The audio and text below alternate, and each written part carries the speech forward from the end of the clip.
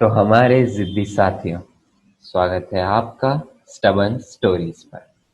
जैसा कि आप जानते हैं कि हफ्ते दर हफ्ते हम आपके लिए लेकर आते हैं जिद से निकली ऐसी कहानियां जो आप में जगा दे जोश और जुनून। तो इसी क्रम में इस बार योगा डे पर हम भारत की एक ऐसी बेटी की कहानी लेकर आए हैं जो दो चोटी बांधने से शुरू करके आज इंटरनेशनल फिटनेस स्टेज पर धूम मचा रही है। ये एक फिटनेस ट्रेनर है, योगा इंस्ट्रक्टर है और साथ ही साथ बोक्वा की मास्टर ट्रेनर। इन्होंने नेशनल लेवल पर पावर लिफ्टिंग में 125 किलो का वेट उठाकर सारी दुनिया को यह साबित किया कि भारत की बेटियां किसी से कम नहीं हैं।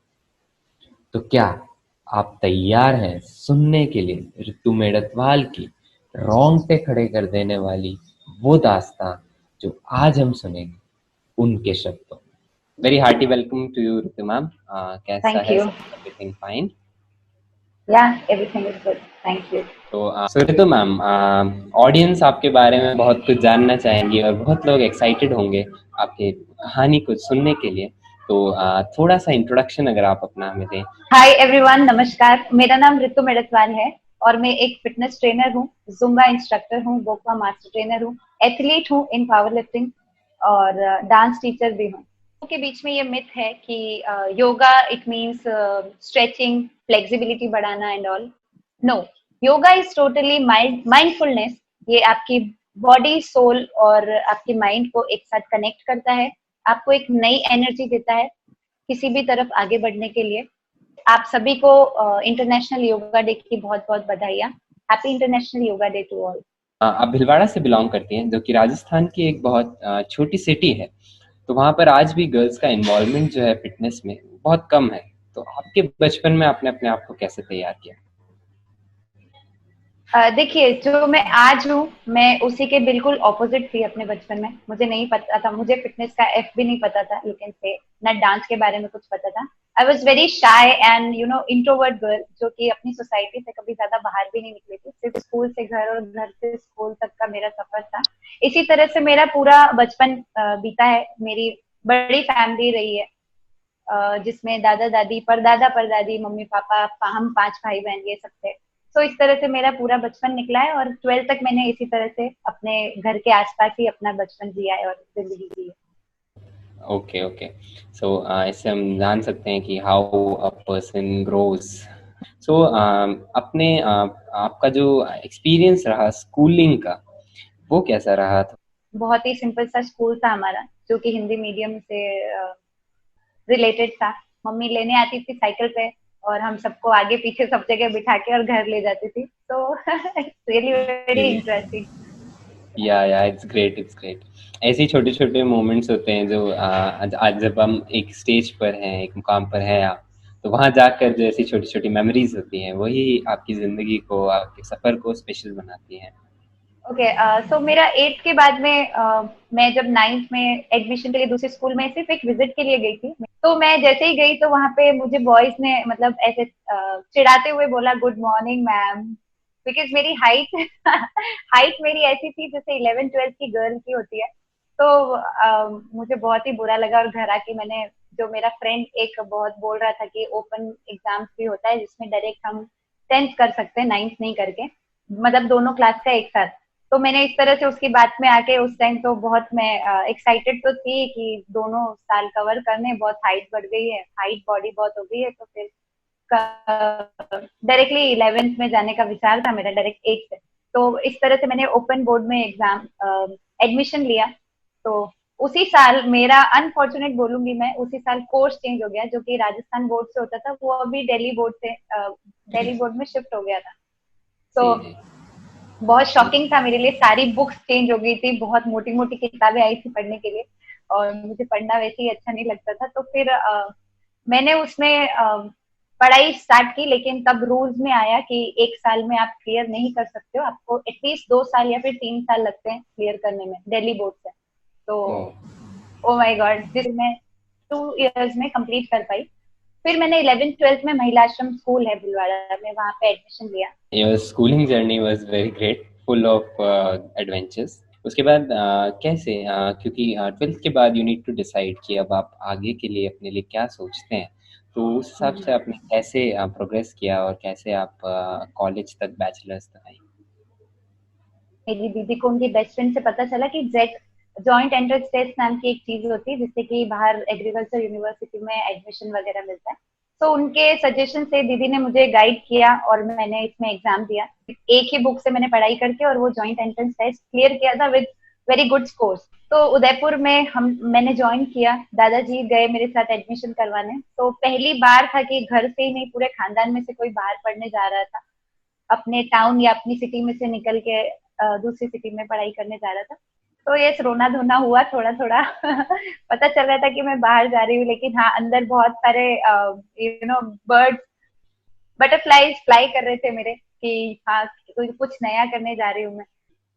और यस मैं एक चीज बता देती हूँ कि मैं बहुत शाय, मैं इतनी ज्यादा शाय थी कि जैसे स्कूल में नई नई क्लास में नए टीचर आते हैं, नाम पूछना स्टार्ट करते हैं, तो जैसे जैसा मेरा टर्न आने वाला होता था मैं पूरा पसीने से गीले हो जाती थी कि मैं अपना नाम कैसे बताऊंगी। लड़की का टाइम आया था कि बाहर जाके पढ़ाई करने का। तो मैं इमेजिन कर पा रहा हूँ कि इतना या इंट्रोवर्सी या के बाद इतना मुश्किल रहा होगा कॉलेज में जाना। तो राइट। इस तरीके से आप उदयपुर पहुंच गए अपने कॉलेज में। काफी मुश्किल रहा होगा विदा होना अपने घर से इस तरीके से, और आगे बढ़ने के लिए आपको पेरेंट्स ने भी सपोर्ट किया? आपकी फैमिली का सपोर्ट कैसा था इस सब में? एक्चुअली एज आई सेड कि मेरे घर से अभी तक कोई भी बाहर नहीं गया था पढ़ने के लिए, तो वो लोग भी काफी एक्साइटेड थे। थोड़ा सा ऐसा डर तो था कि लड़की है बाहर पढ़ने भेज रहे हैं, लेकिन ठीक है फिर दीदी वगैरह सभी का इतना स्ट्रांगली सपोर्ट था सबका, सम्मिलित रूप से बोलूंगी कि मुझे जाने दिया। घर वालों ने कभी भी रोका नहीं इस चीज के लिए, कभी कोई ऑब्जेक्शन नहीं था कि क्यों पढ़ने जाना है, बस इतना ही रखना है ऐसा वो। तो यस मैंने फिर जाने का डिसीजन सबका था, लेकिन हाँ मुझे पता था कि मुझे आगे की फाइट खुद से करनी है। तो कैंपस में जैसे ही आप पैर रखते हैं अपने कॉलेज के, तो आप अपने अंदर एक नई सी एनर्जी फील करते हैं, क्योंकि आप एक पूरी तरीके से नई लाइफ में पैर रखने वाले होते हैं। यस कहीं ना कहीं सबकॉन्शियस माइंड में एक नया कुछ होने वाला है अपने साथ, ऐसा फील हो रहा था मुझे। Okay, really nice. तो कॉलेज के साथ में अपना जो है वो घर भी बदल जाता है। तो आपकी हॉस्टल की जर्नी कैसी रही है? ओके सो आज जो मैं हूँ उसके बनने की शुरुआत मेरे हॉस्टल से ही हुई थी। मैं तो सबसे पहले तो हॉस्टल में एक रूम मिला, तो नया बेड, नई अलमारी, नया सब कुछ, पढ़ने के लिए अलग सी टेबल, तो मेरे लिए सब कुछ नया था। और फिर हम लोग सभी को इवनिंग में एक कॉल अनाउंस हुआ कि सबको फोर्थ ईयर जो सुपर सीनियर्स होते हैं उनके साथ मीटिंग है।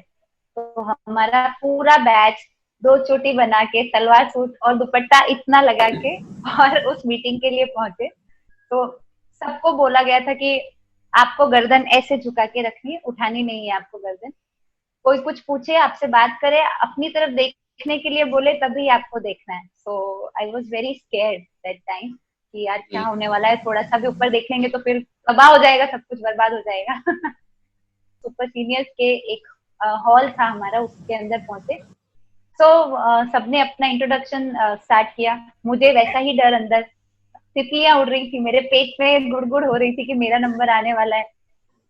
और फिर सबके इंटरेस्ट पूछे गए, सबकी हॉबीज पूछी गई। तो मेरा टर्न आया हॉबी का। तो मैंने कुछ याद नहीं आ रहा था, तो मैंने ऐसे ही बोल दिया कि डांसिंग मेरा एक हॉबी है। तो उन्होंने ट्विस्ट सॉन्ग लगा दिया फ्रॉम द मूवी लव आजकल, दैट सैफ अली खान वाला मूवी। तो मैंने उस पर जम के डांस किया, सब कुछ भुला के, पता नहीं डर से किया या फिर मैं एक अच्छा मेरा रेपो बन जाए इसके लिए। तो मैंने डांस किया, सबको बहुत अच्छा लगा, और तभी से मैं अपने बैच में और सीनियर्स के बीच में फेमस हो गई कि एक लड़की आई है जो बहुत अच्छा डांस करती है, बस। तो इस तरह से मेरा फर्स्ट मीटिंग हुआ। उनमें से फिर कहते हैं ना कि आपको भीड़ में से कोई एक तो होता ही है जो आपके आपके हुनर को पहचान लेता है। तो मेरे भी सुपर सीनियर्स में से एक सीनियर थी मिस नीतू चोपड़ा। उनकी मैं बहुत थैंकफुल हूँ और आज तक भी रहती हूँ, क्योंकि जो मैं आज हूँ उसकी बेस उन्होंने ही रेडी की है। हॉस्टल में और कॉलेज में एक अनाउंसमेंट हुआ क्लास में आके कि फ्रेशर्स पार्टी नाम की कोई चीज होती है जो फ्रेशर्स के लिए होती है, तो इसकी प्रिपरेशन करनी है आपको। सो हॉस्टलर्स में ये जिद थी कि मिस फ्रेशर्स तो बननी चाहिए तो हॉस्टल से ही होनी चाहिए। रैगिंग तो होती ही थी, उसके साथ जो एक्स्ट्रा टाइम बचता था उसमें वो प्रिपरेशन करवाते जी थे। जी। डांस आपको प्रिपेयर करके उनको दिखाना है, अपना इंट्रोडक्शन कैसे दोगे, किस तरह के क्वेश्चंस आ सकते हैं, क्या एक्स्ट्रा करिकुलर एक्टिविटीज होनी चाहिए, ये सारी उन्होंने हमारे अंदर यू कैन से कि उन्होंने एक नींव डालना स्टार्ट किया। ऐसा लगता है आपको कि कहीं न कहीं यही वो मीटिंग्स थी या यही वो कॉल्स थी जिन्होंने कहीं न कहीं आपके अंदर इतना कॉन्फिडेंस बिल्ड किया? या सो फ्रेशर्स पार्टी का जो स्टेज था वो फर्स्ट टाइम किसी भी तरह का स्टेज में फाइट करने के लिए उतरी थी। तो बहुत सारे कॉम्पिटिशन्स थे उसमें, और वही बेसिक इंट्रोडक्शन से लेके स्टेज पे लाइव क्वेश्चन आंसर आपको जब टीचर्स आगे सामने बैठ के पूछ रहे होते हैं, तो it was such a big big big experience for me. तो इस तरह से मैंने फ्रेशर्स पार्टी अपनी अटेंड की। ये कॉलेज की जर्नी बहुत एडवेंचरस स्टार्ट हो गई थी। जी, शुरू से जी। ही मैं बोलूंगी, जो भी हॉस्टल की लाइफ जो मैंने बताई वहीं से, तो एडवेंचर अभी और आने थे और आ ही रहे थे मेरी लाइफ में। तो इस तरह से मेरी एक सीनियर थी मिस नीतू, उन्होंने मुझे सपोर्ट किया, और ना केवल डांस में बल्कि बहुत सारी चीजें थी जो कि मैं, जैसे कि डिबेट ले लो तो इंटर कॉलेज में पहले मैंने जीता, और फिर उन्हीं की हेल्प से मैंने इंटर यूनिवर्सिटी भी मैंने विन कर लिया, जो जी। कि हमारे यूनिवर्सिटी में 8 कॉलेजेस थे, और उसमें बहुत दिग्गज बोल सकते हैं कि बहुत दिग्गज डिबेटर्स थे उसमें, उन सबको मैंने पछाड़ा था और मैं वहां पे फर्स्ट दैट्स आई। रियली तो रियली ग्रेट क्योंकि मतलब आप बात करने में भी मतलब आपने जैसा बताया कि झिझकती थी लोगों से और वहां से आप स्टेज पर इतने बड़े बड़े डिबेटर्स को आपने पछाड़ा। I am really glad, I am very very happy कि आपने ऐसा कुछ अचीव किया। That was really nice. जी, फिर आगे थैंक यू। कैसे बढ़िया? डांस कॉम्पिटिशन्स इतने टफ होने लग गए थे कि मुझे परफॉर्म अच्छे से करना था, किसी थीम बेस्ड करना था, कुछ हटके करना था। तो मैं डांस सीखने के लिए, मैंने एक टीचर थे मिस्टर गॉडविल सर, उनको मैंने 500 रुपीज पे करके और फिर वो डांस सीखा था। उसी से फिर हमने दिमाग लगा के कहीं ना कहीं लोगों को सिखा के, बच्चों को सिखा के, परफॉर्मेंसेस सिखा के, उसी सॉन्ग से मैंने 5,000 भी बनाए थे। तो इट वाज रियली ग्रेट क्योंकि एक 17-18 साल के इंसान के लिए अपनी शुरुआत में इस तरीके से कमा लेना बहुत ही अच्छा है। डांसिंग के साथ आपने शुरू किया तो कॉलेज में और बहुत सारी एक्टिविटीज होती हैं जो आपके आसपास होती हैं, तो कैसे आपने सब चीज़ों के साथ इंटरेक्ट किया और अपने आप को डिस्कवर किया? जैसे ही कॉलेज में एंटर होते हैं, आपको एनसीसी या एनएसएस में से कुछ भी एक चूज करना होता है। मैंने एनसीसी को ज्वाइन किया। I was air wing cadet. तो स्टार्टिंग से ही एनसीसी ज्वाइन करते ही मेरा फोटे, वो बोलते हैं कि इंटरेस्ट था वो मार्चिंग में ज्यादा था। कॉलेज में धीरे धीरे नोटिस निकला कि आरडीसी करके भी एक कैंप होता है। तो इस तरह से 4 मंथ्स का कंप्लीट एक जर्नी थी, जिसमें ही स्टेट के जो कंटेस्टेंट्स हैं उनसे फाइट करके और फिर आपको मौका मिलता है आरडीसी कैंप में सेलेक्ट होने का। तो यहाँ अच्छा। तक की जर्नी मेरे लिए बहुत एडवेंचरस थी, बहुत नया सीखने को मिला, बहुत मैंने अपने जो आर्मी के जो ऑफिसर्स होते हैं उनसे मार भी खाई थी। राइफल ड्रिल मैंने सीखी थी। ये यार, 10 किलो 20 किलो की राइफल लेके आपको बहुत लंबा लंबा ड्रिल करना होता था। तो जयपुर में हमारी ये टफ ट्रेनिंग चली थी। तो इस तरह से हम जी। आगे बढ़े। फिर एक दिन आया जब दिल्ली कैंप में एंटर होना था। जो सिलेक्टेड कैंडिडेट्स थे राजस्थान में से, राजस्थान कॉन्टिजेंट बन के वो दिल्ली के लिए रवाना हुए। हम लोग दिल्ली कैंप जी में पहुंचे। ये राजपथ पे सिलेक्ट होना, ये कोई स्पून फीडिंग नहीं था मेरे लिए। ये जी बहुत जी। ही बेसिक से लेके बहुत बहुत स्ट्रगलिंग रहा, क्योंकि ये जो मैं बता रही हूँ आपको कि मैं राजपथ पे सिलेक्ट हो गई, इससे पहले ही स्टेट वाइज सबकी प्रैक्टिस जो होती थी, रात को 2 बजे उठ के, और दिल्ली के इतनी सर्दी में, जनवरी की सर्दी आप इमेजिन कर सकते हैं कि बिल्कुल दिल्ली की बिल्कुल। सर्दी कैसी होती या है। तो रात को 2 बजे हमें उठा दिया जाता था, और जल्दी से रेडी, सब कुछ पिनअप और जूड़ा एंड ऑल, सारा यूनिफॉर्म पहन लेना और ये सब। तो वो जो आर्मी जैसे बूट्स हमारे होते थे एनसीसी के, उसी में सो जाया करते थे और 2 बजे उठ के वापस प्रैक्टिस में चले जाया करते थे, क्योंकि इतना टाइम नहीं होता था आपके पास। तो इस तरह से वहां पे आपको कमांड देनी है 2 बजे। अब आप सोच लो, सर्दी है, आप सो के उठ के आए हो और गला जाम है सर्दी की वजह से, और अगर आपकी आवाज नहीं निकली तो आपको पीछे से इतनी पतली सी छड़ से, बांस की लकड़ी से पड़ती थी, मतलब पिटाई लगती थी आपकी, तो यस ऑटोमेटिकली यस। वो आवाज निकालनी होती थी आपको। तो निकालनी इस तरह होती से थी, यस। फाइनली दिन आया कि राजपथ पे सिलेक्ट होने का। मैंने अपना जो मैं बेस्ट दे सकती थी उस तरह से बेस्ट दिया, एंड आई वाज सिलेक्टेड। वहाँ पर सिलेक्ट ही नहीं हो पाया है आपके पूरे स्टेट से और वहाँ पे आप ऐसा एक फीट अचीव करें और इतना बड़ा अचीवमेंट कि आप राजपथ पर चलने वाले हैं, जहां पर भारत की जितनी भी बड़ी डिग्निटरीज हैं, हमारे प्राइम मिनिस्टर थे, हमारे जो प्रेसिडेंट थे, वो सब वहां पर प्रेजेंट रहे होंगे उस वक्त। आई am really impressed by that fact कि आप वहां तक पहुंच सकी। तो वो कैसा, जो कुछ घंटों का जो आपका सफर रहा होगा, जो सुबह का, उसके बारे में कुछ बताइए। अभी तक सिर्फ स्टेट वाइज प्रैक्टिसेस हो रही थी। अब इंडियन एनसीसी की प्रैक्टिस होती थी राजपथ पे, वो भी सेम 2 बजे उठा जी के और जी। जाना। और अभी तक जो प्रैक्टिस चल रही थी उसकी जस्ट 2 गुना ज्यादा वो टॉर्चर था। उससे भी आगे, उससे भी आगे कुछ हो राइट, राइट। सकता है, ये इमेजिन करना मेरे लिए मुश्किल है। फिर राजपथ पे आपका सफर कैसा रहा? वो मेरे लिए एक ऐसा एक्सपीरियंस है जिसको मैं जब भी याद करती हूँ I got goose bumps really, because एक ऐसा सिनेरियो था, एक ऐसा एनवायरनमेंट था वो 26 जनवरी का, जो तो डिफरेंट डिफरेंट कॉन्टिजेंट्स थे। आर्मी का अलग, बीएसएफ के जवान थे हमारे आगे, जो मार्चिंग करने वाले थे वो। तो उनकी स्किल्स तो एज यू नो कि बहुत आउट ऑफ द वर्ल्ड थी, क्योंकि वो हाईली जी ट्रेन्ड लोग हैं। तो इस तरह से मैं ऊपर अपने फाइटर प्लेन्स देख रही थी आसमान में, जो कि अभी तक सिर्फ टीवी में देख रहे थे। तो वो कलर उड़ाते हुए वो सारी चीजें। तो it was unique experience I can say.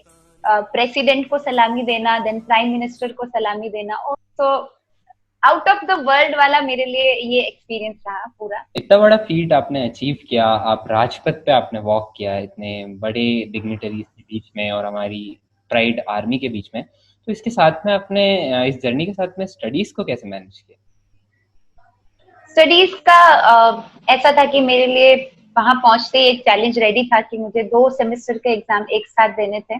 मैंने बताया कि मुझे पढ़ना स्टार्टिंग से ज्यादा बहुत ज्यादा पसंद नहीं था। तो ये चैलेंज था मेरे लिए, एक दिन जाके सेकेंड ईयर का एग्जाम देना और दूसरे दिन जाके थर्ड ईयर का एग्जाम देना, और पूरे रात भर सोना नहीं है, पढ़ाई पढ़ाई करते रहना। तो इसमें भी मेरी सीनियर ने मेरी बहुत हेल्प की थी, मुझे शॉर्ट नोट्स बना के, इजी नोट्स बना के पढ़ाया था। तो रिजल्ट्स आए और उसमें देखा तो मैं सेकंड टॉपर थी अपनी क्लास की। तो we all were very shocked actually. Yeah and actually I am also shocked at this moment कि आपके आसपास ऐसे बहुत लोग रहे होंगे जो सिर्फ कॉलेज पे फोकस कर रहे होंगे, और उसके बावजूद आपने इतना बड़ा सब कुछ अचीव किया, इतना अपना डेडिकेशन दूसरी तरफ दिया, और उसके बाद you were second. It's really really amazing.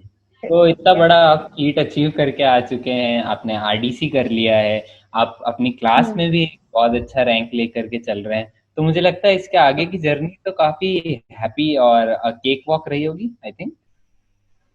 Actually ऐसा सुनने में आता है, सिर्फ हम ऐसा सिर्फ सुनना अच्छा लगता है कि हाँ बहुत अच्छी रही होगी जर्नी, लेकिन मेरे लिए बहुत अभी सबसे ज्यादा चैलेंजिंग मेरी लाइफ का टास्क रेडी था आगे, कि मुझे अब अपनी स्टडीज खुद से करने को एक चैलेंज आया था, बिकॉज घर के फाइनेंशियल कंडीशंस बहुत खराब हो चुकी थी उस टाइम पे। इस तरह से सबसे पहले टास्क था कि हॉस्टल की फीस, मैथ्स फीस और कॉलेज की फीस तीनों ही करना था। तो ये कैसे किया जाए, तो सबसे पहले तो हॉस्टल छोड़ा मैंने, बिकॉज हॉस्टल में इवनिंग 6 के बाद एंट्री नहीं थी, आउटिंग बंद हो जाती थी। सो आपका कॉलेज टाइम के बाद जो काम करने का टाइम है वो वहीं से स्टार्ट होता है। तो ऑब्वियसली मुझे हॉस्टल छोड़ देना पड़ा उस टाइम पे, नहीं चाहते हुए भी। काफी सारे इसमें घर वालों ने मना किया, रोक टोक लगाई कि बाहर नहीं रहेगी, बाहर रहना है तो वापस आ जा भाई, और ये सब होता ही है। सो बस सबको मनाते हुए मैंने हॉस्टल किसी भी तरह से छोड़ा। इस तरह से मैंने बाहर की जर्नी स्टार्ट की। सबसे पहला मेरा जॉब था आइसक्रीम पार्लर पे, एज अ आइसक्रीम सर्व करने के लिए। इवनिंग 6 to 12, 10 to 5 मेरा कॉलेज टाइम होता था, और 6 to 12 मेरा ये पार्ट टाइम जॉब मैंने स्टार्ट किया था। तो यस यस। पूरे महीने जो मुझे इवनिंग 6 to 12 खड़ा रहना पड़ता था वहां पे, उस टाइम पे आईपीएल और 2020 मैचेस बहुत चलते थे। तो उस आइसक्रीम पार्लर पे बड़ा सा स्क्रीन लगा होता था, तो बहुत भीड़ आती थी, जो कि कभी 12 और कभी 1 बजे तक जाती थी, और जब तक सारे क्लाइंट्स नहीं जाएंगे, कस्टमर्स नहीं जाएंगे, हमको वहीं रुकना होता था। सो उस टाइम पे घर वापस आने के लिए कुछ सोर्स भी नहीं था इतनी रात को, ना ऑटो ना कुछ। तो इस तरह से लिफ्ट लेके और किसी भी तरह से मैनेज करके मैंने घर आना स्टार्ट किया। और इस तरह से मेरे जो वो मुझे हमेशा याद रहेगा कि वो एक महीना जब पूरा होके 3000 मेरे हाथ में आए थे, तो मुझे कैसा फील हुआ था कि इसे कहते हैं मेहनत, और ये होता है कमाना। कि अब तक हम सिर्फ खर्च करते आ रहे थे और जब कमाने को मिला है तो ये 3000 भी कितने प्रीशियस है मेरे लिए। चाहे आपने एक छोटी सी पेनी ही कमाई है, लेकिन जो अपनी कमाई से आती है राइट। वो गोल्ड कॉइन से हम्म। कम नहीं। और that I can exactly. Also right. Imagine, I am also just 18 now and I can imagine कि एक 19 साल के इंसान ने जब अपने हम्म। खुद के 3,000 कमाए, और we are really really glad कि आपने ऐसा कुछ अचीव किया। देखिए, जब हम बाहर रहने लगते हैं एक नॉर्मल लाइफ को छोड़ के, जो सारे लाइफ जैसी लाइफ जी रहे हैं वैसी लाइफ छोड़ के स्ट्रगलिंग पीरियड में जी। जब आते हैं, तो हमारे पास कई सारे ऑप्शन होते हैं। या तो आप कोई गलत रास्ता पकड़ लो जिसपे आसानी से आप बहुत सारे पैसे कमा सकते हो, या फिर इस तरह से स्ट्रगल करके और अपनी एक पहचान बनाने को लेकर। तो मेरा स्टार्टिंग से ही यही था कि मुझे जो भी करना है अच्छे वे में ही करना है, ताकि इतने विश्वास से जो बाहर भेजा गया है वो सब इधर उधर ना हो जाए। तो ये इस तरह से छोटी मोटी जॉब करके मैंने अपना कॉलेज, अपना सारा कुछ कॉलेज फीस और अपना फूड एक्सपेंसेस निकालना स्टार्ट किया। इसमें आपका जो पैशन जो ग्रो करने लगा था डांस की ओर, वो कहाँ गया? वो साइडलाइन हो गया, या किस तरीके से, वो कैसे आपने इसके साथ में चलाया? ओके। एक्चुअली आरडीसी से आने के बाद में नीतू जिनका नाम मैंने बताया था, वो मुझ में वो हमेशा से एक डांस का हुनर देखती थी अच्छा। तो मेरा उसमें इंटरेस्ट भी बहुत था, तो वो मुझे एक बार एक डांस क्लास पे लेके गई और मैंने अपने पैशन से वहाँ इंटरेस्ट से सीखना स्टार्ट किया। तो मेरा हार्डवर्क देख के वहाँ के सर ने मुझसे फीस नहीं ली थी कुछ टाइम तक। अच्छा। सो इसी बीच मैं कुछ कोरियोग्राफीज भी कर लेती थी और कुछ कुछ इवेंट लेकर आती थी नीतू, तो मैं वो सारे कुछ वो मैनेज करती थी और मुझे वहां जाके सिखाना होता था। तो इस तरह एनुअल फंक्शंस, छोटे छोटे बच्चों को सिखाना, लेडीज को डांस सिखाना, मैरिज फंक्शंस करना, कोरियोग्राफीज करना, तो इस तरह से मैंने अपनी एक साइड बाय साइड जॉब जो कि डांस कोरियोग्राफर की थी, एज ए डांस कोरियोग्राफर, वो भी मेरी जर्नी स्टार्ट हो गई थी। तो इस तरह से डांसिंग की जर्नी में मैंने अपनी मेहनत की और एक कंपटीशन का एक्सपीरियंस मैं शेयर करना चाहूंगी, जिसपे Dharmesh sir as a guest और एज अ जज बन के आने वाले थे। तो मेरे सामने चैलेंज था कि कुछ नया करने का, बिकॉज वेस्टर्न डांस तो हर कोई लेके आने वाला था, कंटेम्प्रेरी भी लाने वाले थे लोग, कि कुछ नया किया जाए। सो मैंने थीम पकड़ी सेमी क्लासिकल डांस और उसमें अपना कुछ बॉलीवुड ट्विस्ट लगा के, और मैंने वो बहुत दिन की प्रैक्टिस से, खुद की प्रैक्टिस से प्रिपेयर किया है। वो मैं किसी भी सेमी क्लासिकल डांस फॉर्म में ट्रेन नहीं हूँ अभी तक भी।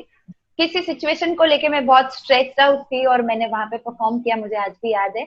और वो परफॉर्मेंस मैंने किस सिचुएशन में दिया था सिर्फ मैं ही जानती हूँ। और मैंने वहां पे थर्ड प्राइज लिया था धर्मेश सर से। तो ओह, इस तरह रियली से नाइस। ये ये एक कंपटीशन था जो कि, यस, यहीं से मेरी एक विनिंग जर्नी स्टार्ट हो गई थी, वी कैन से। इसके बाद सुमित पेंडम के सामने परफॉर्म करना, सरोज खान मैम से प्राइज लेना और राजीव सूर्ति सर से प्राइज लेना, ये सारी चीजें इस दौरान सारी कुछ हुई, सारे कुछ अचीवमेंट्स मिले। और इसी बीच में मैंने जिम में जॉब भी किया एज एरोबिक इंस्ट्रक्टर। तो तो इस तरीके से आपकी जो है बैचलर्स डांस अपने आप को मैनेज करते करते, और सारे इतने बड़े बड़े तमगे जो आपने अपने कॉलर में ऐड कर लिए थे, उनके साथ आप अपनी जर्नी खत्म की आपने कॉलेज की। तो कॉलेज बैचलर्स अब आपकी खत्म होने वाली थी, तो क्या सोचा था कि अब आगे क्या करना है? मास्टर्स जाना है, या आपका जो पैशन है डांस उसे फॉलो करना है, या कोई और जॉब? क्या प्लान था दिमाग में? एक्चुअली कोई और फिक्स जॉब करने वाली तो लाइफ मैंने चूज नहीं की थी। तो ये ऑप्शन तो बिल्कुल भी नहीं था। आगे एमएससी करने के लिए एक ऑप्शन था, या फिर वापस घर चले जाना, जैसा कि मेरे बाकी सारे बैचमेट जा रहे थे धीरे धीरे। मैंने सिर्फ उदयपुर में मैं रहूं, घर वापस नहीं जाऊं, इसके लिए मैंने अपने एमएससी का मैंने फॉर्म फिल किया और फीस जैसे तैसे मैनेज की और फीस भर दी मैंने वहां जाके।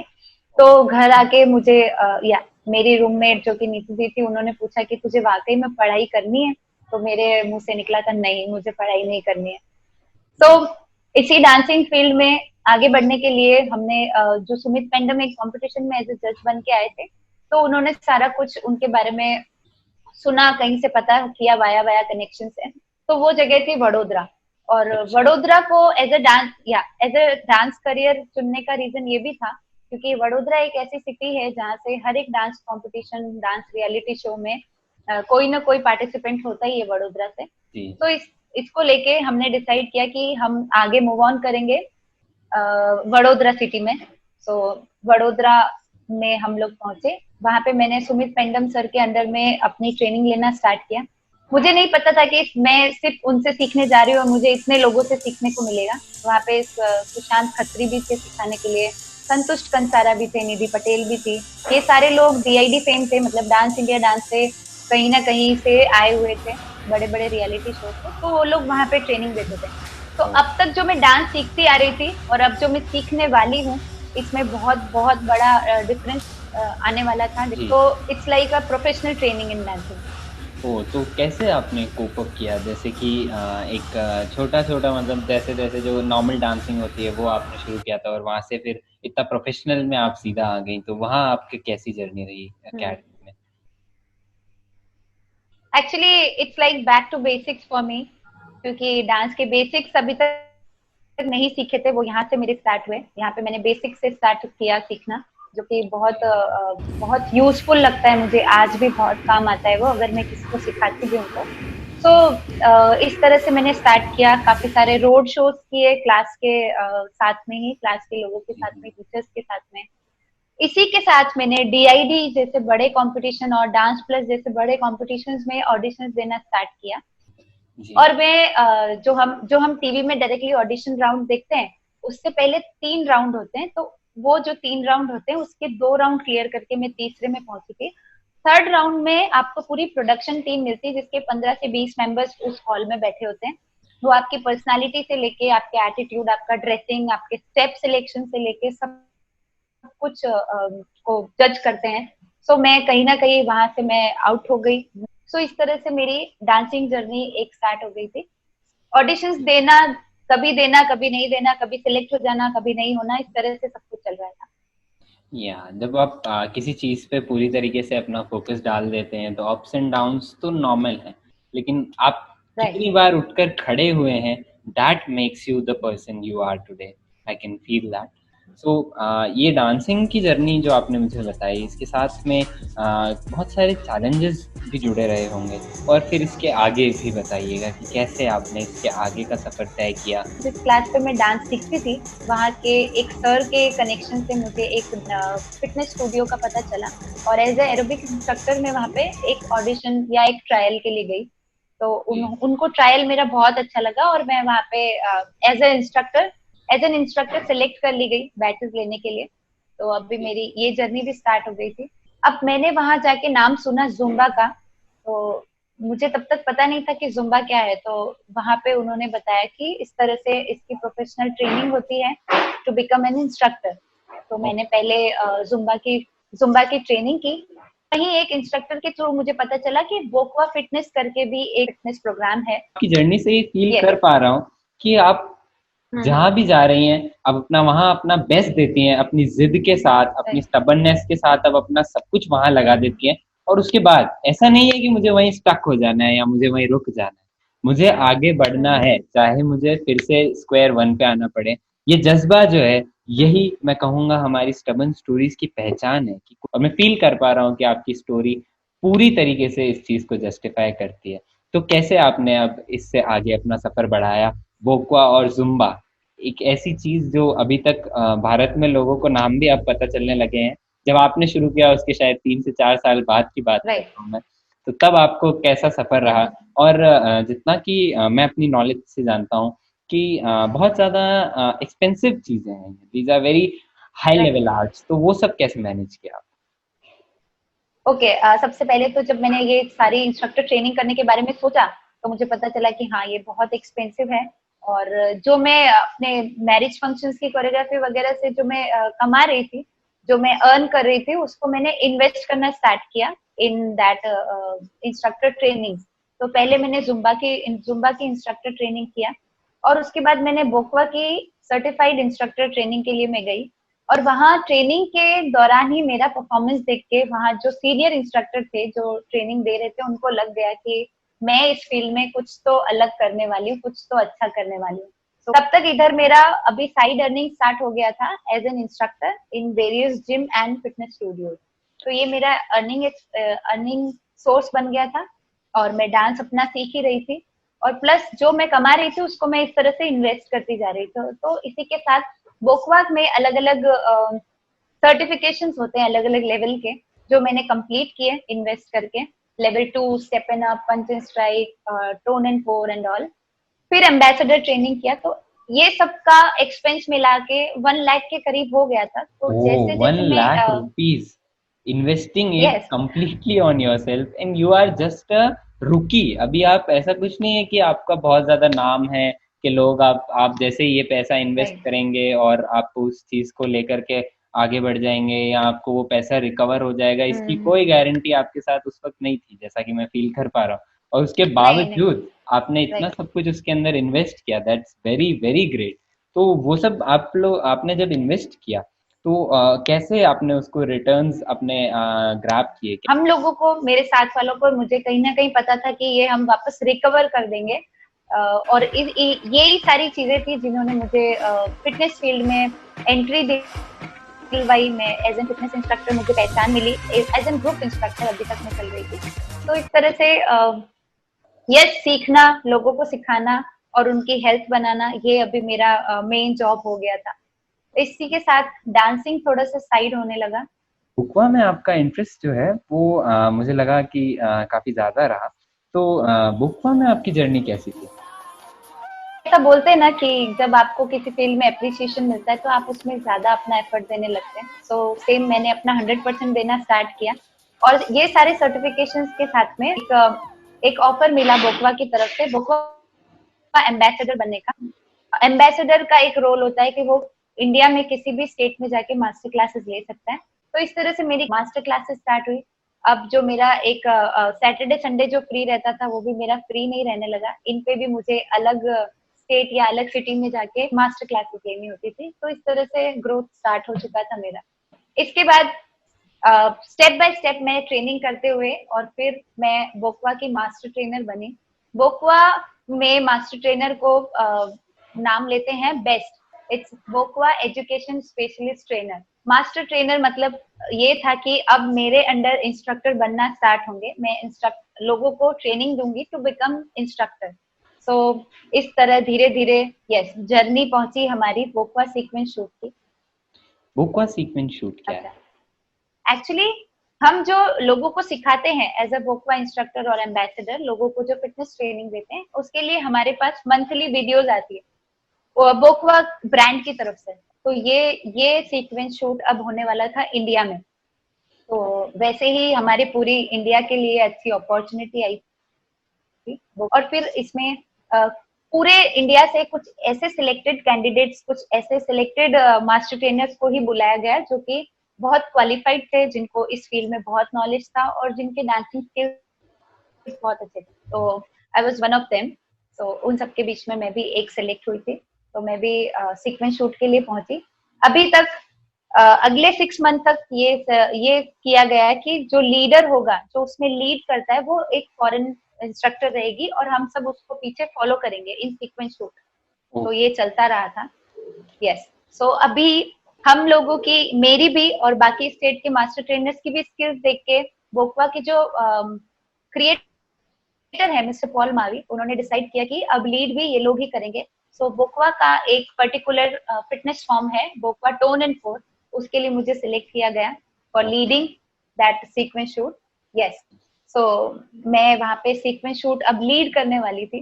तो जैसे ये न्यूज मिली, मुझे रात भर नींद नहीं आई कि अगली सुबह क्या करेंगे, किस तरह से कैमरा फेस करेंगे। अभी तक फॉलो करना, फॉलो करना पीछे इजी होता है, थोड़ा इजी होता है, लेकिन आप ही को कमांड देनी है, आप ही को हैंडल करना है, आपको पूरे स्लॉट के पीछे पूरा ट्राइब जैसा एक स्लॉट है, उसको आपको हैंडल करके चलना है, लीड करके चलना है, और वो भी ऑन कैमरा। तो it was challenge for me, बहुत एक बड़ा चैलेंज था मेरे लिए। रात भर में सो ही नहीं पाई। पूरा मैं सोचते रही कि इसके बाद ये करूंगी, इसके बाद ये करूंगी। तो बहुत ही इंटरेस्टिंग था वो रात भी मेरे लिए। जो ऑन कैमरा आने से पहले एक ट्रायल होता है, तो वो ट्रायल ही मेरा इतना अच्छा था कि जो बोकवा के क्रिएटर सामने बैठ के देख रहे थे, वो मेरे पास आए और उन्होंने मुझे इस तरह से किया और बोला you were the best. Yes. Great. ये सुन के ही मुझ में एक अलग सा कॉन्फिडेंस आ गया था।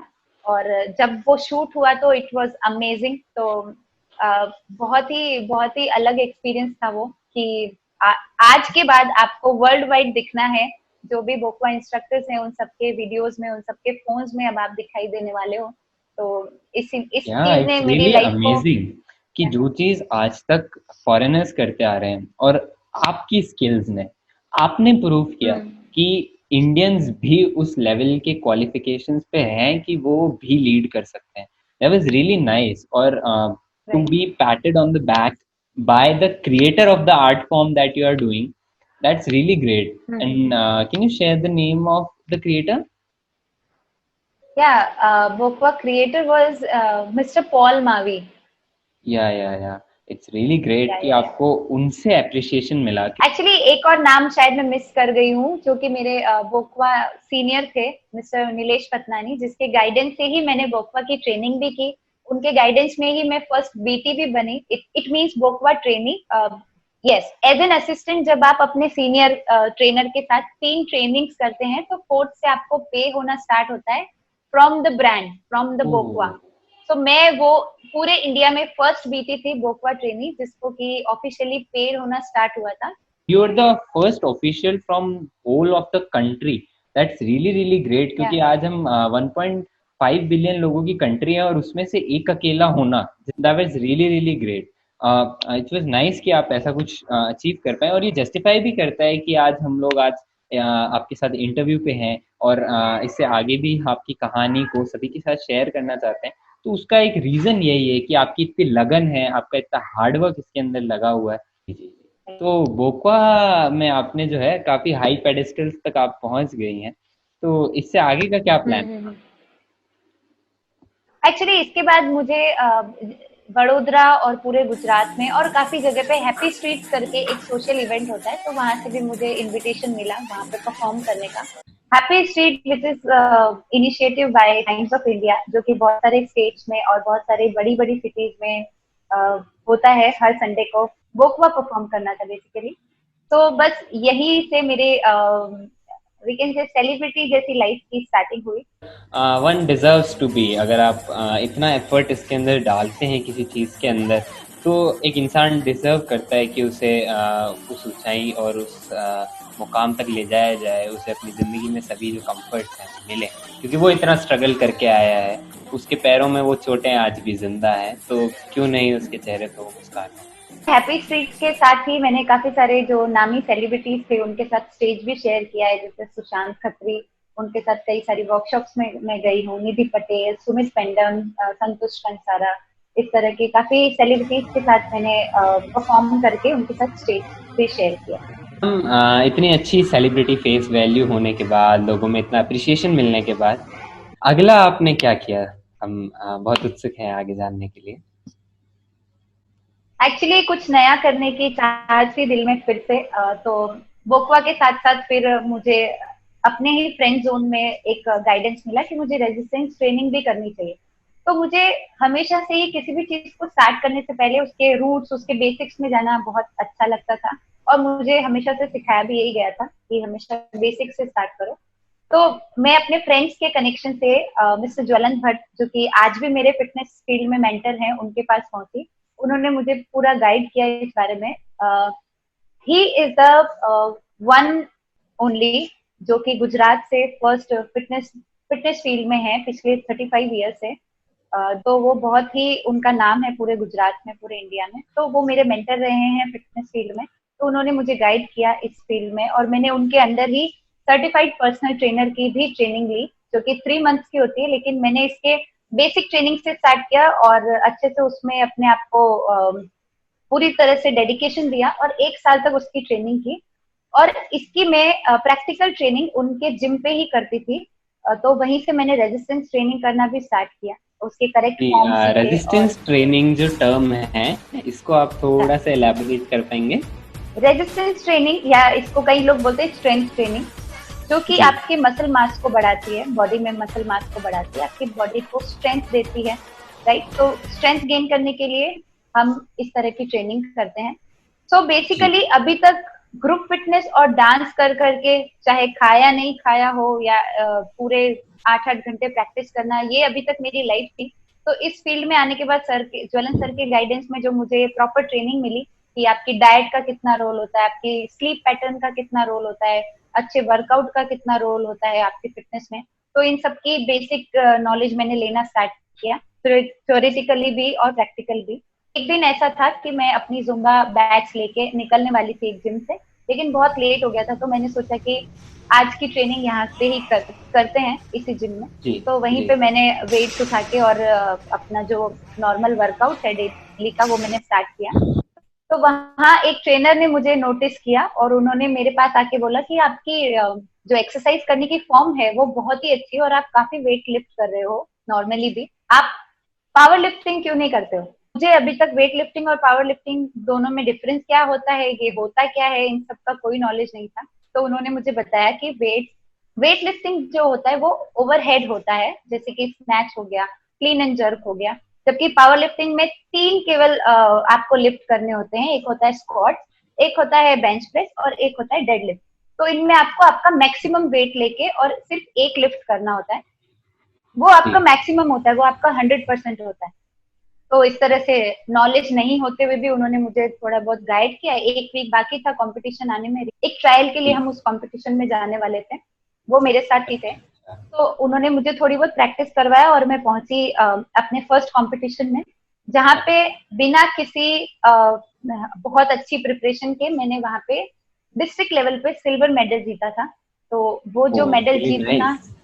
या जी जी तो जी। तो वंस अगेन जैसा कि आपने हमें बताया कि जब जब आपने अपना 100% दिया है तो वो चीज़ आगे से आगे अपने आप खुलती चली है। और मैं हमारे व्यूवर्स को भी ये संदेश देना चाहूँगा कि जब आप अपना सब कुछ उसमें पुट इन करेंगे तो चाहे कितने मुश्किलात हों, चाहे कितनी दीवारें आपके आगे खड़ी हो, डेस्टिनी आपके लिए सब कुछ आगे से आगे खोल देगी। तो आप अपनी मेहनत करते रहिए and life will take you forward itself. तो कैसे राइट। फिर ये सिल्वर मेडल जीतने का एक्सपीरियंस कैसा रहा आपका? एक्चुअली मैं एक और आप ही की बात में एक चीज और ऐड करना चाहूंगी कि आप 100% उसी चीज में दे सकते हैं जिसमें आप कंप्लीटली इंटरेस्टेड हो। राइट, आपको या उसमें थोपा नहीं गया हो वो चीज, या फिर धक्का देके नहीं भेजा जी गया हो कि आपको ये करना है। आपका उसमें इंटरेस्ट होना भी जरूरी है।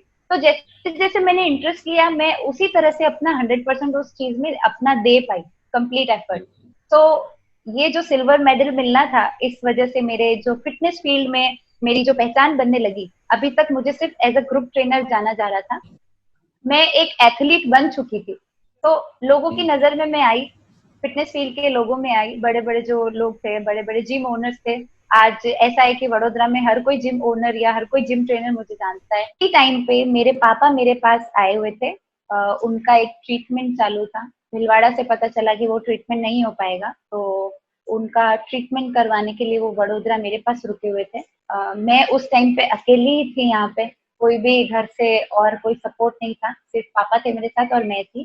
तो पापा का एक साइड में ट्रीटमेंट चल रहा था, तो इसलिए पापा को 1 महीना कंप्लीटली रेस्ट मिला और हॉस्पिटल में एडमिट करवाया, उनके ब्लड यूनिट्स चढ़े, तो इस तरह से उनकी हेल्थ इंप्रूव हुई 1 महीने में। और इसी के ड्यूरिंग वो कंपटीशन था, तो पापा मेरे साथ कंपटीशन देखने भी आए थे। उस टाइम जब मैंने सिल्वर मेडल मिला तो पापा भी काफी खुश हुए। हाँ, पापा अभी बहुत प्राउड करते हैं मुझ पे। मुझे लगता है कि इसके साथ आपके लिए कुछ नए रास्ते जरूर खुल गए होंगे। तो इस तरह से पावर लिफ्टिंग, जुम्बा, बुकवा, डांस, ये सब कुछ तो था ही। उसके साथ ही एक नई अपॉर्चुनिटी आई मेरी लाइफ में, जो कि थी इंटरनेशनली जाना। मुझे वियतनाम कंट्री से ऑफर आया, तो मैंने हाँ कर दिया और जल्दी जल्दी वीजा और सारा कुछ अरेंजमेंट किया मैंने। ये जी करीब 1 साल का कॉन्ट्रैक्ट था। तो मैं यहाँ सब कुछ अपना वाइंड अप करके चली गई, फर्नीचर जो भी मेरे पास था वो सब कुछ बेच बुचा के मैं यहाँ से निकल गई थी, because I was very sure कि मुझे नई अपॉर्चुनिटी मिलेगी। तो मैं वहां चली गई और मैंने वहां पे एज एज द कॉन्ट्रैक्ट मैंने वहां पे काम करना स्टार्ट किया, वर्कशॉप्स लेना स्टार्ट किया और रेगुलर बैचेस भी स्टार्ट किए। वियतनाम में मेरा सैलरी पैकेज बहुत अच्छा था, फैसिलिटीज भी बहुत अच्छी थी और लोगों को मेरी ट्रेनिंग मेथड भी बहुत पसंद आ रहा था, फेम भी बन रहा था मेरा। लेकिन कहीं ना कहीं मेरी सोच ऐसी थी कि मुझे अपने आप पे और काम करना चाहिए, जो स्किल्स मेरी है उसे मुझे और बढ़ाना चाहिए, और पावर लिफ्टिंग में जहाँ मैं इतना आगे बढ़ रही हूँ तो वही मुझे कंटिन्यू करना चाहिए। तो इतनी ऐसी सोच रखते हुए मैं सारा पैसा और सारा कुछ छोड़ के वापस इंडिया चली आई और अपनी ट्रेनिंग पे फोकस करने लगी। ट्रेनिंग को ही मैं अपने कंटिन्यू करने लगी। Really wonderful. आपने ये दिखाया कि आप चाहे कितने ही बड़े स्टेज पे हों, लेकिन आगे बढ़ते रहने की सोच ही है जो आपको एक महान इंसान बनाती है, और इसीलिए आज हम स्टबन स्टोरीज पे स्टैंड कर रहे हैं। तो मैं आपसे पूछना चाहूंगा कि जब आप लौट आई अपने देश, तो कैसे आपकी ट्रेनिंग का सिलसिला आगे बढ़ा, कैसी आपकी जर्नी रही है वहां से आज यहाँ पर, यहाँ तक की? वियतनाम से वापस इंडिया आने के लिए तो वापस मैं इंडिया आ गई सोच विचार करके। लेकिन यहाँ पे आना और वापस से मेरे लिए फिर से सेटल डाउन होने जैसा था, क्योंकि मैं सारा कुछ वाइंड अप करके गई थी। तो इससे सेटल सेटल डाउन करने में मुझे थोड़ा टाइम लग गया, लेकिन यस, मुझे विश्वास था कि मैं कुछ नया करना चाहती हूँ। तो इसलिए मैंने ये सोच रखते हुए इन चीजों से भी कोप कर लिया और अपने लिए सब कुछ फिर से अरेंज कर लिया। थोड़ा टाइम ज्यादा और थोड़ा मनी ज्यादा लगा, लेकिन सब कुछ हो गया। और फिर मैं फिर से अपनी ट्रेनिंग में फोकस करने लगी। इसी के ड्यूरिंग मैंने एक चीज नई स्टार्ट की, जो न्यू ईयर रेजोल्यूशन बोल सकते हैं उसको। मैंने 365 डेज फिटनेस चैलेंज लिया। उसमें मुझे इंस्टाग्राम पे डेली एक वीडियो अपलोड करनी है फिटनेस रिलेटेड कुछ। हम इतनी अच्छी जर्नी के चलते हुए बीच में एक नया ऑब्स्टेकल सभी फिटनेस से रिलेटेड लोगों के लिए आ गया है, कोविड-19, जो कि शायद सभी के लिए एक नया चैलेंज है। आपके लिए ये चैलेंज कितना मुश्किल रहा है? तो ड्यूरिंग दिस लॉकडाउन, जैसे लोगों का वर्क फ्रॉम होम हो गया है, वैसे ही एक्सरसाइज फ्रॉम होम भी हो गया है। जो अभी तक हम जिम फील्ड में या फिर आउटडोर एक्सरसाइजेस करते थे, मैं जो ट्रेनिंग आउटसाइड देती थी वो अभी ऑनलाइन में देती हूँ। वर्चुअल हो गई है सारी ट्रेनिंग। मेरी एक हॉबी भी है जो कि है कुकिंग करना। तो मैंने कुकिंग की, जो मैं जो कुछ भी पकाती हूँ अपने लिए हेल्दी रेसिपीज, उसकी मैं फोटो क्लिक करके और फिर अपनी स्टोरी पे रखती हूँ। तो लोग इससे काफी इंस्पायर होते हैं इससे भी। तो काफी सारे लोगों ने मुझे इंक्वायरीज डाली कि आप क्यों नहीं अपनी जो हेल्दी रेसिपीज बनाते हो, इसी को आप हमारे लिए भी बनाओ। लेकिन मैंने अभी तक इसके बारे में सोचा नहीं था, लेकिन ये सारी इंक्वायरीज जब आने लगी, क्वेरीज आने लगी, तो मैंने सोचा कि क्यों ना मैं जो हेल्दी रेसिपीज बनाती हूँ वो लोगों के साथ भी शेयर करूँ। तो फिर मैंने इस पे वीडियोस भी बनाना स्टार्ट कर दिया है और अब मैं अपना एक न्यू वेंचर स्टार्ट कर रही हूँ इसी के चलते, जो कि है smart meals from Rituj kitchen. तो मैं उनके लिए भी वो चीजें बना के और उनको प्रोवाइड करना चाहती हूँ। ये एक अर्निंग सोर्स नहीं है, बस ऐसे ही मेरी हॉबी है। तो हेल्दी हॉबी है जिसको मैं लोगों के साथ शेयर करने वाली हूँ। तो मैम, आपकी जर्नी आज तक की भी इतनी शानदार रही है, तो इससे आगे व्हाट्स नेक्स्ट, अगला क्या आने वाला है? ओके, सो जैसा कि मैं अपने फील्ड में 100% अपना एफर्ट दे रही हूँ, तो मेरा नेक्स्ट यही है कि मैं अपनी फिजिक को अच्छा करूँ, जिससे कि लोग जो इंस्पायर हो रहे हैं अभी, और भी लोग मुझसे जुड़े और भी इंस्पायर हों, और एक अच्छी अपॉर्चुनिटी मुझे मिले, एक अच्छा प्लेटफॉर्म मुझे मिले, अच्छा सपोर्ट मुझे मिले, जिससे कि मैं ये सारी चीजें कंटिन्यू करूँ और भी अच्छे लेवल पे करती रहूँ। जी। जैसे मैं अपने कॉम्पिटिशन्स पे तो फोकस कर ही रही हूँ, कॉम्पिटिशन में पार्टिसिपेट करती हूँ और फिटनेस फील्ड में भी एक्टिव हूँ, अपडेटेड हूँ। इसी के साथ मैं चाहती हूँ कि मैं लोगों को और ज्यादा मोटिवेट करूँ, एक मास लेवल पे जाके लोगों के साथ कनेक्टेड रहूँ। तो फिटनेस जो कि मेरा प्रोफेशन है, तो ये अभी सिर्फ प्रोफेशन नहीं रह के, जिसमें कि नेम फेम मनी ये सब कुछ होता है, वो मेरे लिए एक पैशन बन गया है। ये मेरे लिए कैंपेन की तरह हो गया है, जिसमें कि मैं और आगे बढ़ूं, एक बड़े लेवल पे जाके नए ब्रांड्स को ज्वाइन करूं, नए, और मैं लोगों तक इस अप्रोच को पहुंचाऊं। फिटनेस को एक बड़े लेवल पे ले जाना, लोगों को बड़े लेवल पे मोटिवेट करने के लिए जरूरी है कि एक बड़ा अप्रोच में ज्वाइन करूं, बड़ी अपॉर्चुनिटी को ज्वाइन करूं, बड़े ब्रांड्स के साथ कोलैबोरेट करके इस चीज को आगे बढ़ाऊं। So I am just waiting for that big opportunity in my life, कि जिसके साथ मैं कोलैबोरेट करके अपने टैलेंट के साथ साथ अपने इस फिटनेस रिलेटेड मैसेज को भी ज्यादा से ज्यादा लोगों तक पहुंचाऊं। तो मैम, आपने इतने सारे अचीवमेंट्स किए, आज आप फिटनेस फील्ड का इतना जाना माना नाम है। तो एक जो आपकी जिंदगी का टर्न था, एमएससी को छोड़ करके, मास्टर्स को छोड़ करके एक बिल्कुल ही अलग फील्ड चुनना, फिटनेस, तो क्या आपको लगता है कि क्या वो टर्न सही था, क्या वो डिसीजन सही था, कि आज आप सेटिस्फाइड हैं अपनी लाइफ ऑब्वियसली मेरे पास एक सीधा सीधा ऑप्शन था, एमएससी और पीएचडी करके एक अच्छी पोस्ट पे एक अच्छी सी जॉब करना, और मेरे काफी सारे बैचमेट्स वो कर भी रहे हैं आज। लेकिन एक चीज होती है ना कि सेल्फ सेटिस्फेक्शन नाम की भी एक चीज होती है। मुझे पता है मैं अगर उस फील्ड में भी अपना 100% देती तो मैं आज एक अच्छी पोजीशन पे, अच्छे जॉब पे होती। लेकिन जहां तक सेल्फ सेटिस्फेक्शन की बात आती है, मैंने इस फील्ड को चुना और आज मैं इसमें बहुत अच्छा कर रही हूँ, मेरा काफी नाम है और मैं अच्छा खासा अर्न भी कर रही हूँ। आई एम रियली हैप्पी कि आज आप सेटिस्फाइड हैं अपनी लाइफ से and you are looking forward to things. So आपके जैसे जो लोग हैं जो आज एक सीधी सीधी लाइन को छोड़ के और एक नई फील्ड चुनने वाले हैं, वो आर्टिस्ट हो सकते हैं, वो डांसर्स हो सकते हैं, वो फिटनेस Right. एथलीट हो सकते हैं, कोई भी हो सकते हैं, तो उनके लिए आपका क्या मैसेज? देखिए, मैं भी जैसे जिस रास्ते से चल के आई हूँ, जिस फील्ड को चुना है मैंने, अपनी एक सीधी लाइन को छोड़ के और अपने इंटरेस्ट को चुना मैंने, उसी तरह से मुझे पता है काफी सारे लोग हैं और काफी सारे लोग परेशान होके, फ्रस्ट्रेट होके अगर कुछ अर्न नहीं कर पा रहे तो इस फील्ड को छोड़ देते हैं और वो सीधी लाइन वापस पकड़ लेते हैं या फिर डिप्रेस हो जाते हैं। तो मैं सबको यही बोलना चाहूंगी कि देखो, जिस चीज में आप जिस काम में इंटरेस्ट रखते हो, जो आपका पैशन है, अगर आप उसको फॉलो करते रहोगे, 100% आप उसमें अपना एफर्ट लगा दोगे with your mind efforts also, तो आप उस चीज को अचीव कर जाओगे। अभी नहीं कर पाओगे लेकिन एफर्ट्स के साथ आप उसे एक ना एक दिन अचीव कर लोगे। अपॉर्चुनिटी आपके सामने चलकर आएगी, लेकिन उसके लिए जरूरी है आपका उसमें अपना इंटरेस्ट बनाए रखना, फोकस बनाए रखना और अपने एफर्ट्स को नहीं छोड़ना। ये तीनों चीजें बहुत बहुत इंपॉर्टेंट है। It's really great, and that is what we stand for. We are here as stubborn stories. हमारा justification, हमारा foundation ही यही है कि go forward. Whatever comes in your way, whatever stops you from being what you are, उसको हटाइए, उसको तोड़ दीजिए, बिखेर दीजिए अपनी stubbornness के साथ, अपनी जोश के साथ, और आगे बढ़ते रहिए, रुकिए नहीं, लौटिए नहीं। अगर आपने कोई डिसीजन ले लिया है तो कदम पीछे बढ़ाने का सवाल ही नहीं उठता। यही हमारा मैसेज है आपके लिए। कई लोगों को मैंने देखा है कि अपना फील्ड ऑफ इंटरेस्ट छोड़ देते हैं फ्रस्ट्रेट होके।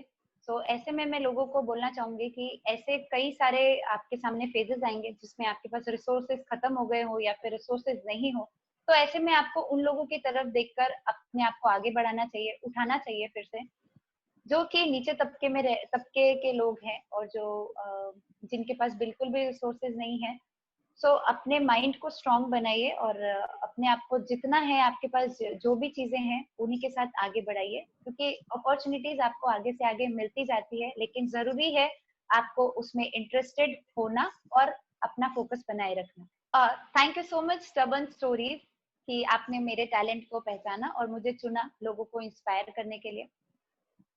मैं ऐसी आशा करती हूँ कि काफी लोग ये आपका जो पेज है स्टबर्न स्टोरीज का जो इनिशिएटिव है इतना अच्छा, वो काफी लोगों तक पहुंचे। और मैं तो चाहूंगी कि हर एक इंसान तक ये चीज पहुंचनी चाहिए, क्योंकि हमारे यूथ को, हमारे देश को, हमारे देश की जनता को या सभी को, हर किसी को आज मोटिवेशन की जरूरत होती है। और ऐसे मोटिवेशन से ज्यादा कुछ नहीं होता है जो कि एकदम नीचे से उठ के ऊपर के लेवल तक आते हैं। So that's the real motivation actually. So thank you so much for whole team. Thank you.